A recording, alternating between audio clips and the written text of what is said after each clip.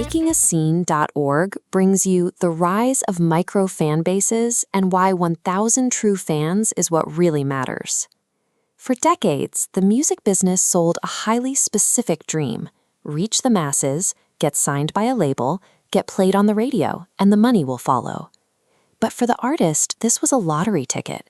Success meant appeasing a small group of playlist gatekeepers, distributors, and radio chains who sat between the music and the listener. Eventually, the technology shifted, but the trap remained identical. Instead of chasing radio spins and booking agents, modern artists were told they needed to accumulate followers, viral clips, and algorithmic blessings. 1 million passive listeners who hear a track in the background of a playlist might look impressive on a dashboard screenshot, but they do not form a business. Chasing a crowd you do not own inside a system you do not control yields fog instead of infrastructure.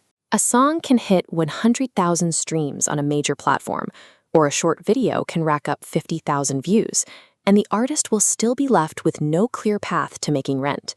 Those numbers rarely produce an email address, a ticket sale, or a repeat fan.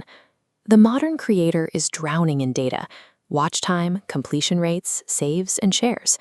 The mistake is looking at a spike in engagement and confusing fleeting attention with permanent ownership of the relationship. If an artist's entire career lives exclusively on platforms like Spotify, Instagram, or TikTok, they are building their business on sand. The platform can change the payout model overnight, throttle reach, or update an algorithm that renders yesterday's strategy useless. The platform owns the fan, not the musician. To survive, independent artists have to stop relying entirely on these rented spaces. They need to extract the audience from the platform's maze and bring those relationships into a system they actually control. This brings us to the concept of the micro-fan base. Years ago, a writer named Kevin Kelly popularized the idea of the 1,000 true fans. It forces artists to stop thinking like gamblers and start thinking like business owners. The math works like this. An artist builds a serious community of 1,000 dedicated supporters. If each of those true fans spends an average of $50 a year directly with the artist, the financial reality shifts. That simple multiplication, while costs, taxes, and production still factor in, this establishes a functional baseline for a small business. It relies on deep support rather than a massive, passive audience that clicks like and moves on. This does not make streaming or social media useless. TikTok, YouTube, and Spotify are highly effective discovery engines. The error lies in treating that initial discovery as the final destination. Once a fan is discovered, the artist can build a revenue stack. Because not every fan spends equally, the artist provides different doors for different levels of support: a $5 monthly Patreon membership, limited vinyl runs, direct merch sales, or VIP house concerts. Financial sustainability comes from the average yield of a small, committed core. It is far more reliable to earn $50 from someone who cares about your story than scraping fractions of pennies from 1 million strangers. To make this math work, the artist's personal website has to evolve from a dusty, static brochure into the active, living hub of their entire business ecosystem. Every YouTube video, every Instagram reel, every Spotify profile, and every QR code taped to a merch table should act as a doorway. Their only job is to funnel attention away from the platform maze and back into the artist's owned house.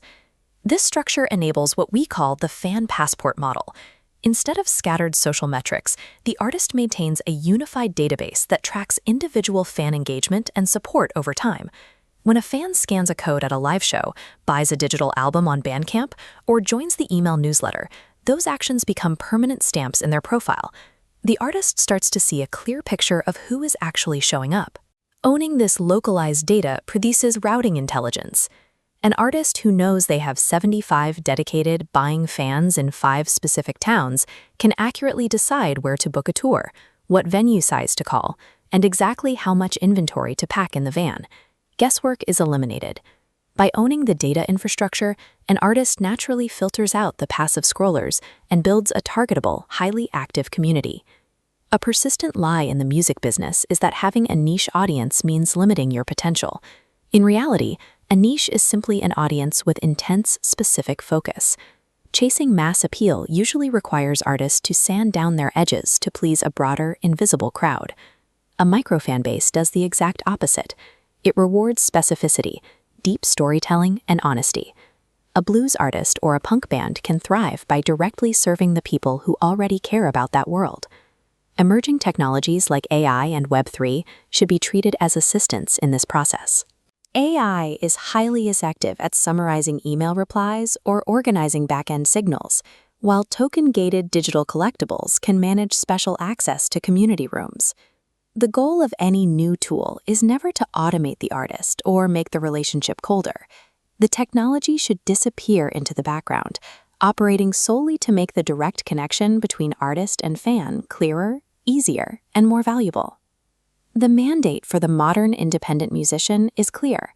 Build a reliable system for your first 1,000 true fans before you spend any energy trying to capture 1 million casual listeners. Stop treating your followers like traffic, your email list like outdated tech, your live shows like isolated events. The era of begging rented platforms for algorithmic reach is over. The future belongs to those who actively organize and serve true believers. 1 million people hearing a track once is a fun moment. 1,000 people actively supporting your work for years is a career. Owning the pathway between attention and income is the blueprint for creating a functioning music industry middle class. Make sure you check out the other great articles and resources on makingascene.org, the place the indie artist goes to build the new music industry.